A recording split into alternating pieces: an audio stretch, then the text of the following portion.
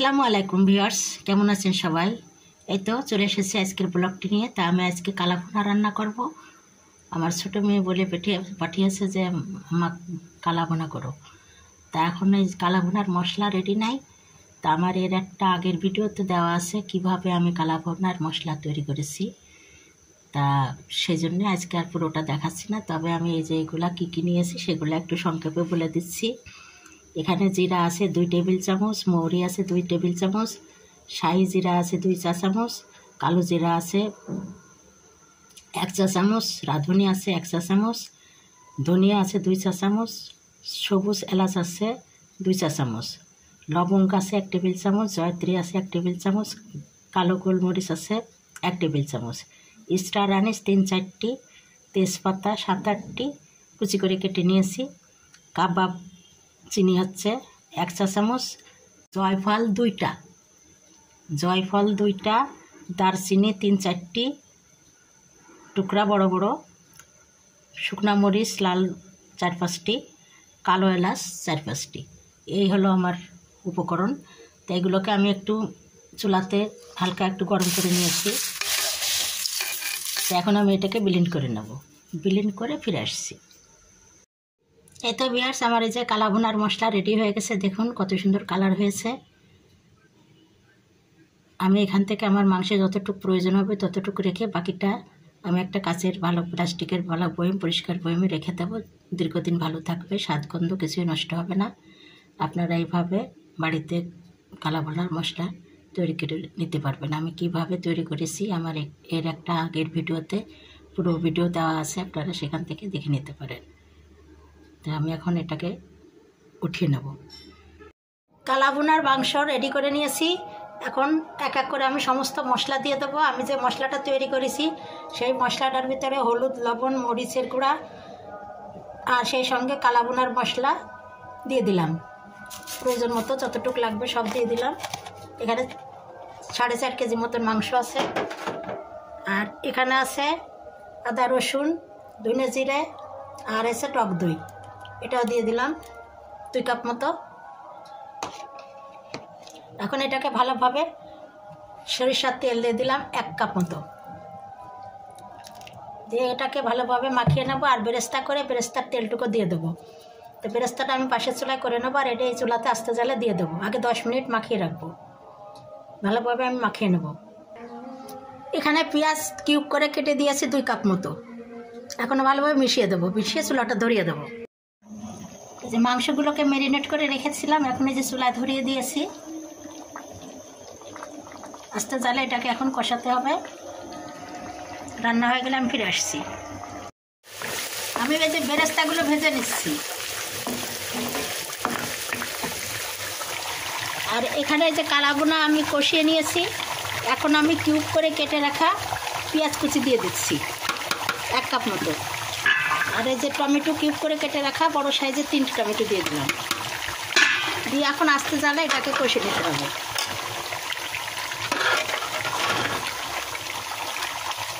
তেল বেরিয়ে আসছে। এই তো আমার বেরেস্তাগুলো ভাজা হয়ে গিয়েছে, আর ভাজলে পুড়ে যাবে। আমি এখন নামিয়ে নেব।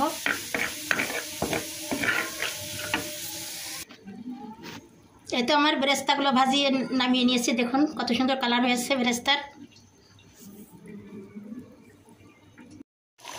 ভিউয়ার্স, আমার কালাভুনা প্রায় হয়ে এসেছে, মাংস সিদ্ধ হয়ে এসেছে। আর দেখুন কতটা ঝোল গাঢ় হয়ে গেছে। এখানে কিন্তু ঝোল নাই, সবই তেল। কালাভুনা একটু তেল বেশি লাগে আর মশলা বেশি লাগে। তা আমি এখন ফোড়ন দিয়ে দেবো। সব ফোড়ন দেওয়ার জন্যে আমি এখানে সরিষার তেল নিয়েছি। আর এই যে পেঁয়াজ কুচি দিয়ে দিয়েছি। আর এখানে 2 টেবিল চামচ মতন আদা কুচি দিয়ে দিলাম।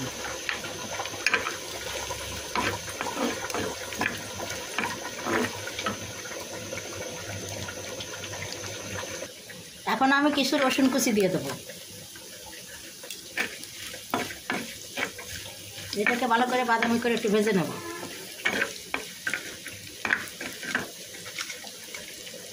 4-5টি শুকনো মরিচ দিয়ে দিলাম।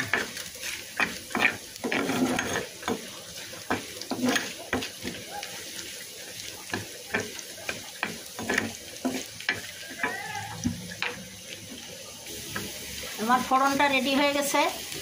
আমি এখন মাংসের ভিতরে ঢেলে দেবো, যেহেতু বেশি মাংস এরপরে দেওয়া যাবে না, আলাদাভাবে ঢালা, আমি হাঁড়ির ভিতরে দিয়ে দেবো, দিয়ে আমি ঢাকনা দিয়ে ঢেকে দেবো।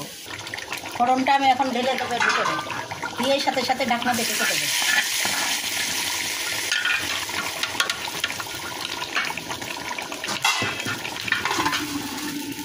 ঢাকনাতে ঢেকে দিলাম, কিছুক্ষণ রেখে আমি ভালোভাবে মিশিয়ে দেবো। এখন আমি 5 মিনিট একে রেখে দেবো একেবারে লো হিটে, তাহলে হয়ে গেল একদম পারফেক্ট কালাভুনা। আমি একটু গরম মশলা আর একটু এক্সট্রা গুঁড়া গরম মশলা দিয়ে দেবো, দিয়ে নামিয়ে নেবো।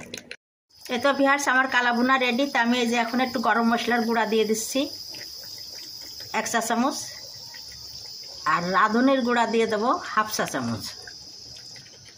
এই যে রাঁধুনির গুঁড়া 1/2 চা চামচ দিয়ে এটাকে ভালোভাবে মিশিয়ে দিলেই হয়ে গেল আমার একদম পারফেক্ট কালাভুনা। দেখুন কত সুন্দর হয়েছে, তেল বেরিয়ে আসছে, তেমন একটা ঝোল নাই। তা আমি যেভাবে রান্না করলাম এভাবে আপনারা যদি বাড়িতে থাকা উপকরণ দিয়ে রান্না করেন, বাড়িতে মশলা তৈরি করে, তাহলে একদম পারফেক্ট কালাভুনা হবে। এই তো ভিউয়ার্স দেখুন, একেবারে মাংসগুলো নরম তুলতুলে হয়েছে, আর আমি বেশ বড় বড় করে কেটে নিয়েছি যাতে করে ভেঙে নষ্ট না হয়ে যায় মাংস। তা আমি এই যে একটু সার্ভ করে দেখাচ্ছি, দেখুন একদম পারফেক্ট কালাভুনা হয়েছে। শুধু এখানে তেল আর কালাভুনা যদি এভাবে একটু তেল মশলা বেশি দিয়ে রান্না করা যায়, আর একটা হলো বিশেষই হলো যে ধৈর্য লাগে। কালাভুনা রান্না করতে অনেক সময় লাগে, 2.5 থেকে 3 ঘন্টা সময় লাগে, তাই ধৈর্য ধরে রান্না করলে একদম পারফেক্ট কালাভুনা হবে। তাই তো আমি সার্ভ করে দেখালাম, একটু বেরেস্তা দিয়ে দিলাম। এই হলো আমার আজকের কালাভুনা। আর আমার আজকের আরও একটা স্পেশাল রেসিপি, আমি যে চিকেন বিরিয়ানি করেছি, আর সেই সঙ্গে যে আমার কালাভুনা, আর এই যে রুই মাছের গ্রিল, এইগুলো আমি আবার আজকে স্পেশাল তৈরি করলাম। আমার মেজো মেয়ে আর ছোটো মেয়ের ম্যারেজ ডে ছিল, সেই উপলক্ষে বাড়িতে একটু ছোটোখাটো আয়োজন করেছি। আর করেছি এই যে একটু শীতের পিঠা, যেহেতু শীত মানেই পিঠের পালা।